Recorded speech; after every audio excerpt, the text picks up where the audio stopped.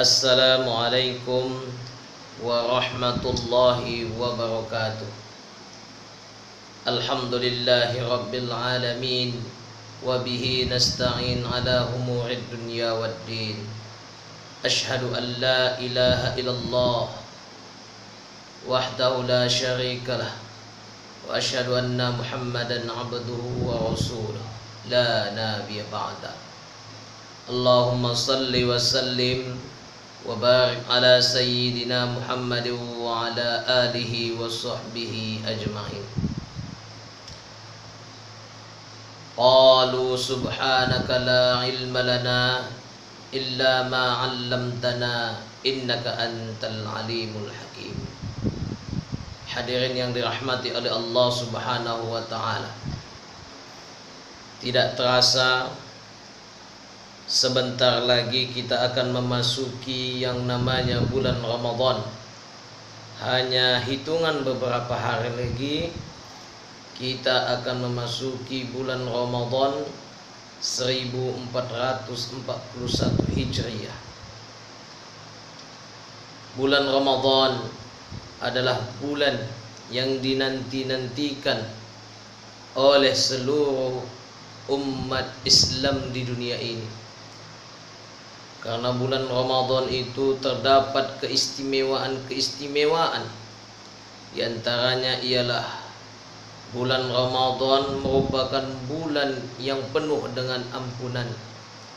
Bulan Ramadan yang mana di dalamnya segala kebaikan, segala amal ibadah, pahalanya dilipat gandakan oleh Allah Subhanahu wa ta'ala.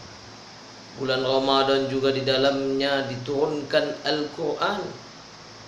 Pada bulan Ramadan juga ada satu malam yang dinamakan dengan malam Lailatul Qadar. Itu makanya setiap umat Islam sungguh sangat menantikan kedatangan bulan Ramadan. Bahkan ketika masih bulan Rajab saja, Nabi Muhammad sallallahu alaihi wasallam sudah memanjatkan doa kepada Allah agar usianya bisa sampai kepada bulan Ramadan, diberkahi di bulan Rajab, diberkahi di bulan Sya'ban, dan disampaikan usianya hingga ke bulan Ramadan. Itu artinya menunjukkan bahwa sangatlah besar manfaat yang kita peroleh jika usia kita sampai pada bulan Ramadan. Nabi Muhammad sallallahu alaihi wasallam bersabda, berdoa, Allahumma barik lana fi Rajab wa Sya'ban wa ballighna Ramadan. Ya Allah, berkahilah kami di bulan Rajab, berkahilah kami di bulan Sya'ban, dan sampaikanlah usia kami pada bulan Ramadan. Hadirin yang dirahmati oleh Allah Subhanahu wa taala,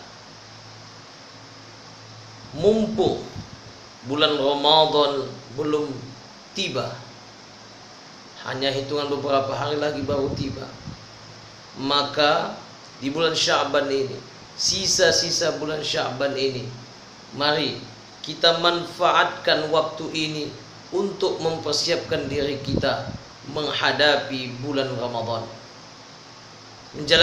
Mempersiapkan diri kita untuk menjalankan aktivitas, menjalankan ibadah di bulan Ramadan.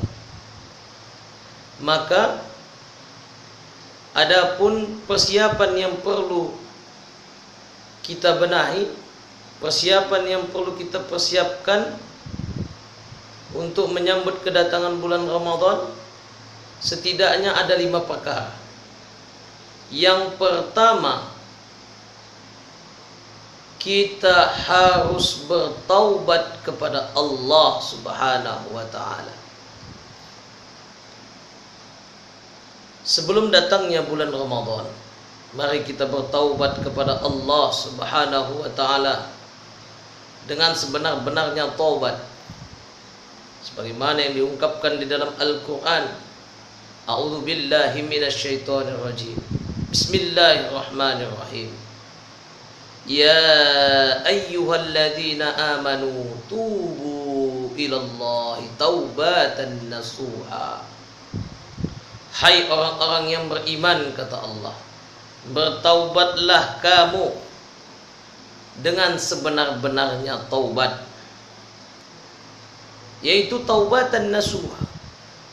Orang yang telah berjanji, orang yang mau bertaubat dengan sebenar-benarnya taubat, yaitu taubatan nasuha, maka itu artinya dia siap untuk tidak mengulangi lagi dosa-dosa yang telah dilakukannya.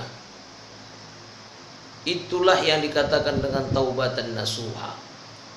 Maka sebelum bulan Ramadan tiba, mumpung ini di ujung-ujung Sya'ban dan di gerbangnya pintu bulan Ramadan, maka marilah kita bertaubat kepada Allah Subhanahu wa taala atas dosa-dosa yang telah kita lakukan, yaitu dengan taubatan nasuha.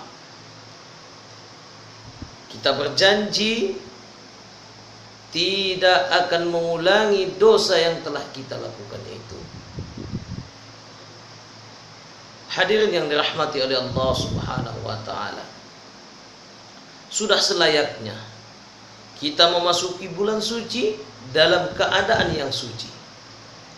Sebagaimana piring yang kotor sebelum masuk ke dalam rak piring, tentulah kita harus membersihkannya dulu dengan menggunakan sabun cair, dengan menggunakan sunlight dan sabun-sabun yang lain. Kita bersihkan piring itu dari kotoran. Setelah bersih, barulah dia masuk ke dalam rak piring. Tidaklah mungkin piring yang kotor tersebut langsung kita masukkan ke dalam rak piring. Begitu jugalah dengan bulan Ramadan yang hendak kita masuki ini. Bulan Ramadan adalah bulan yang suci. Tentu kita harus masuk ke dalam bulan yang suci ini dalam keadaan yang suci. Hadirin yang dirahmati oleh Allah Subhanahu wa taala. Kemudian yang kedua, setelah kita memperbaiki hubungan kita dengan Allah dengan taubatan nasuha, maka kita perbaiki pula hubungan kita dengan sesama manusia. Rasulullah sallallahu alaihi wasallam bersabda, barang siapa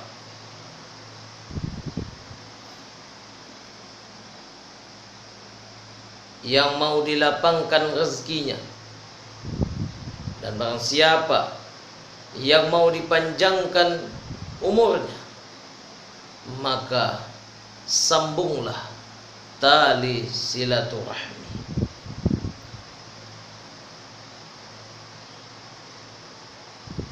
Menjalin tali silaturahmi merupakan jalan, salah satu jalan untuk menambah rezeki kita, salah satu jalan untuk menambah umur kita. Jika ingin umur yang panjang, jalinlah silaturahmi. Jika ingin rezeki yang banyak, maka jalinlah silaturahmi.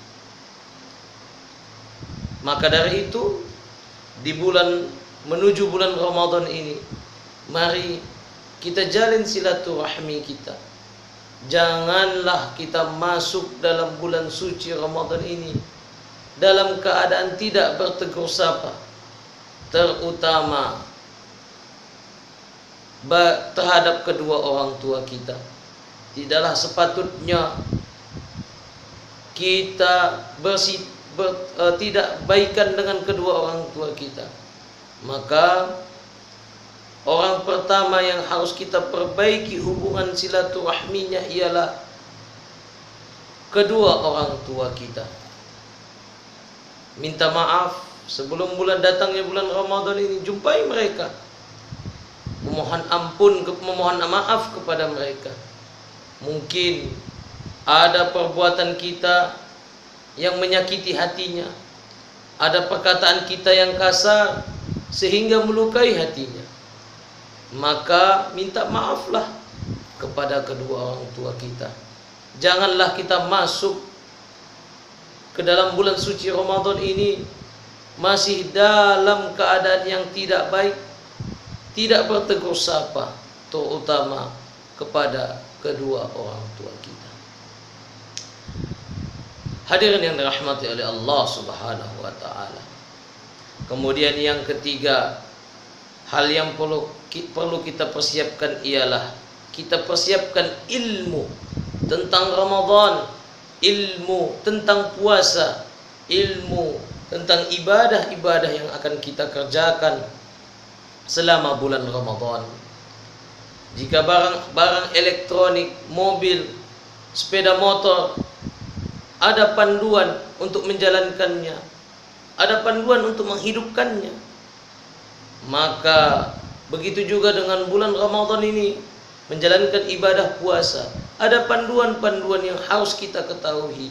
Mana yang membatalkan puasa, apa saja syarat wajib, syarat sah, rukun, sunnah puasa, apa saja faidah atau keutamaan dari ibadah-ibadah yang kita lakukan. Maka sudah seharusnya sebelum datangnya bulan Ramadan kita mempelajarinya, sehingga mantap kita menjalankan ibadah puasa, mantap kita menjalankan ibadah-ibadah dalam rangkaian meraih pahala, meraih ketakwaan kita kepada Allah Subhanahu wa taala selama bulan Ramadan. Hadirin yang dirahmati oleh Allah Subhanahu wa taala. Kemudian yang keempat, mari kita persiapkan diri kita untuk senantiasa bersama Al-Quran. Allah Subhanahu wa taala berfirman, A'udzu billahi minasyaitonir rajim. Bismillahirrahmanirrahim. Syahrul Ramadan alladzi unzila fihi al-Quran. Bulan Ramadan adalah bulan yang mana di dalamnya diturunkan Al-Quran. Jika bulan Ramadan saja adalah tempat diturunkannya Al-Quran, maka sudah seharusnya lah kita menjadi sahabat Al-Quran di dalam bulan Ramadan ini. Kita senantiasa bersama Al-Quran. Rasulullah sallallahu alaihi wasallam bersabda, khairukum man ta'allama al-Quran wa 'allamah. Orang yang terbaik di antara kamu ialah orang yang mempelajari Al-Quran dan mengajarkannya. Hadirin yang dirahmati oleh Allah Subhanahu wa taala. Bagi orang-orang yang masuk dalam kategori lancar membaca Al-Quran, mari selama bulan Ramadan ini kita targetkan khatam Al-Quran sebanyak-banyaknya. Kita targetkan, kita pelajari, kita tadabburi Al-Quran selama bulan Ramadan ini. Kemudian bagi orang-orang yang masih sulit untuk membaca Al-Quran, mari kita kuatkan niat kita, kita kuatkan tekad kita. Selama bulan Ramadan ini kita mampu membaca Al-Quran sesuai dengan kaidah-kaidah tajwid Al-Quran. Hadirin yang dirahmati oleh Allah Subhanahu wa taala, jangan kita lepaskan bulan Ramadan nanti tanpa Al-Quran. Senantiasalah kita membacanya. Kata Rasulullah sallallahu alaihi wasallam, aku tidak mengatakan alif lam mim satu huruf, tetapi alif satu huruf, lam satu huruf, dan mim satu huruf. Itu artinya membaca alif lam mim kita telah mendapatkan 30 pahala. Hadirin yang dirahmati oleh Allah Subhanahu wa taala. Kemudian yang kelima, persiapkanlah uang yang banyak selama bulan Ramadan.